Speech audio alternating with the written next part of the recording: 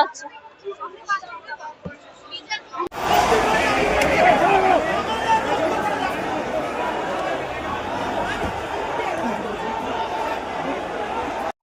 ধরা হচ্ছে দাদা, এইভাবে অন্যায়টা মানা যায় না।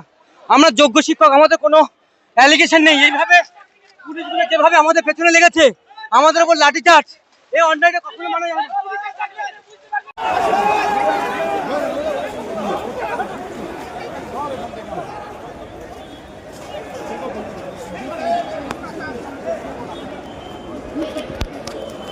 শিক্ষার জন্য পথে নেমেছিলেন, এখন পুলিশের সঙ্গে লড়াই করে থানায় যেতে হচ্ছে, কিছু করার নেই।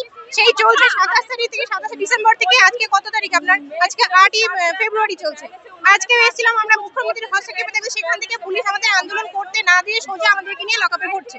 7টা 8টা কি তারও বেশি বাস বোধ হয় আমাদের আন্দোলনকারীদের তুলে নিয়ে গেছে। এখনো বাস আসছে, আমরা সবাই রেডি হয়ে গেছি যে আমাদের নিয়ে যাক, কোথায় নিয়ে যাক, নিয়ে যাক, আমাদের চাকরি বাঁচানো থেকে যেটা করতে আমরা রাজি আছি। কিন্তু সেই জায়গায় দাঁড়িয়ে কিছু আপনাদের সহযোগিতায় কিছুটা